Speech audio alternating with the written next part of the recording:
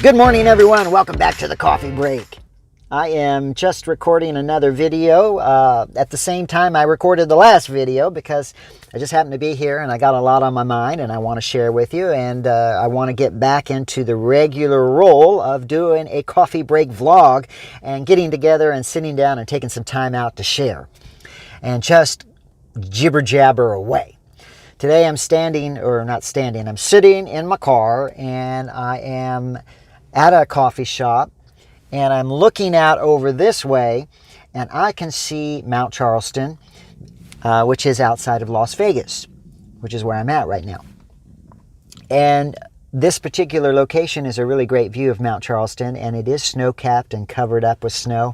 And I can tell you a couple of weeks ago, we were having what would be considered truly winter weather here in this area because it was snowing all around the Las Vegas area and all the mountain ranges were covered in snow for a few days. Didn't last long because it melts really quick here. And as I mentioned in the last video, we have had a mild winter. But it was really beautiful when the clouds lifted up and you could see all of the snow on the mountains around here because it's such an unusual sight for the middle of the desert, and you don't really think of Las Vegas as being a place that really has snow. And we don't. The amount of snow that I've seen here in 12, 13 years has been like, I could put it in the palm of my hand. And it's funny to watch people respond to it.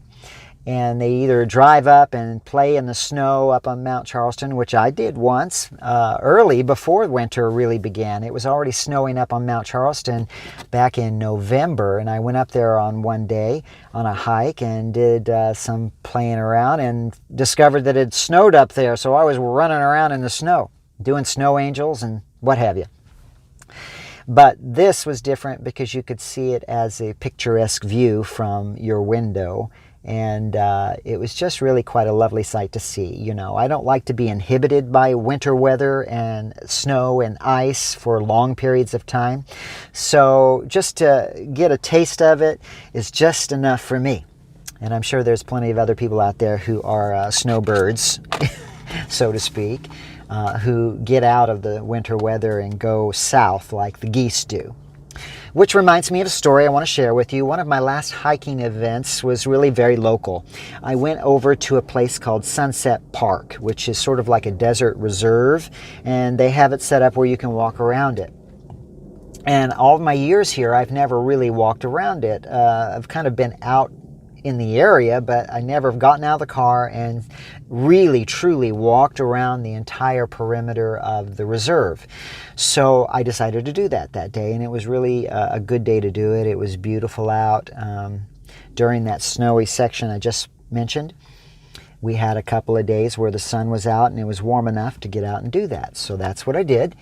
And as I was doing that, I just had the best time. It was like 1.75 mile walk to go all the way around the game reserve, or not game reserve, desert reserve. And while I was doing that, the geese were coming out, and you know, we have discovered that there are a lot of geese that are settled into this area. They flew here for the winter. I didn't realize that for a while, but even over by my house, when I go out on the balcony, there is a little lake across the street at a golf course where geese have settled in there. And so they'll get up every morning and fly around and honk, honk, honk all over the place. And it's kind of fun to see that. Here at Sunset Park, the same thing was going on, and the geese were flying over me. And they were very close. They were right overhead, and I could get a couple of pictures and snapshots of them as they were just flying over me. So it felt like they were flying. I was getting a picture of them in flight where they were really close up. And so that was fun. And then there were a lot of rabbits that were out and about and congregating within this desert reserve. And I was able to get close enough to them to grab some pictures. And one of them was this giant, really big jackrabbit. Big ears, big body, and he just sat there. And I was able to get a good shot of him. And it made me feel so good to be amongst such critters and just sort of feel like, even though I was sitting in an urban environment, that there was this protected plot of land that was really all natural desert reserve. And you felt like you were a little bit in the wilderness, even though you weren't really in the wilderness. But it was good to get out and about and walk around and get some exercise and fresh air there and see these animals just having a nice time within the desert reserve, you know, and they felt comfortable and just nibbling away and playing with each other, and it was good to see. So that was a nice thing to do. I like getting out and about and finding a day hike. And some things that I've done in the way of hiking that I haven't really shared yet, maybe I'll get some pictures together because I took a lot of pictures. I went on a ghost town trip, and I went to 3 different ghost towns in northern Nevada. One of them was Belmont, which was the furthest north I went. It was sort of north and east of Tonopah, Arizona. I wanted to say Arizona, but I'm not in Arizona. Nevada, Tonopah, Nevada, north and east, about 45 miles.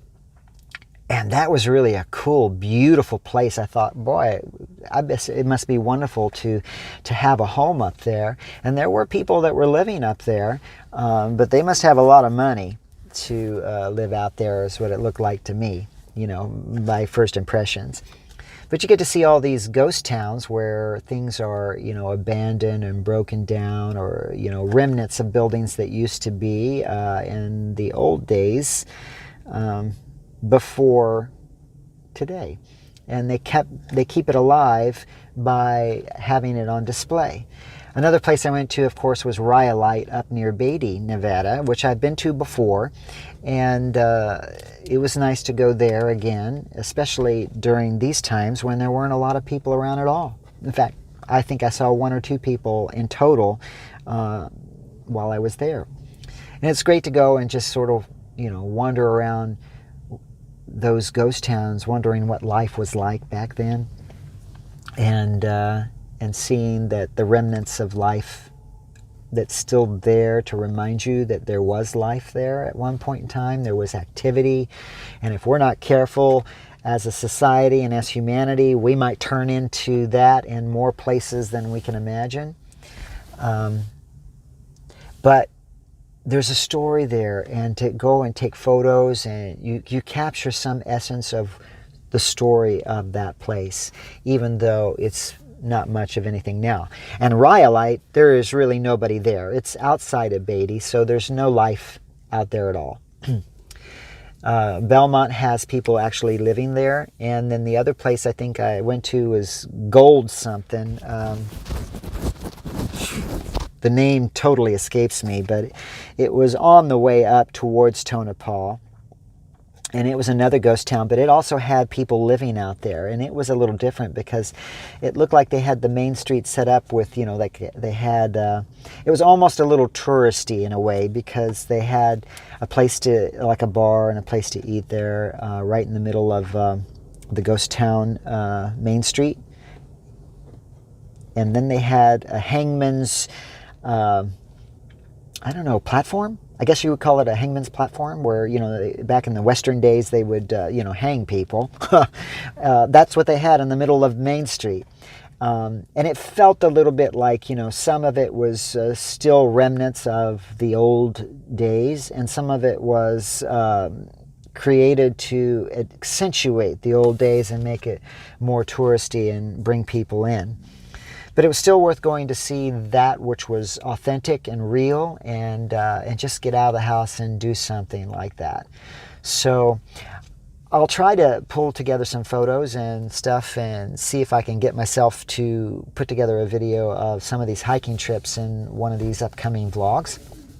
And you can just share in those trips, because not everybody gets to get out and about and do that kind of thing.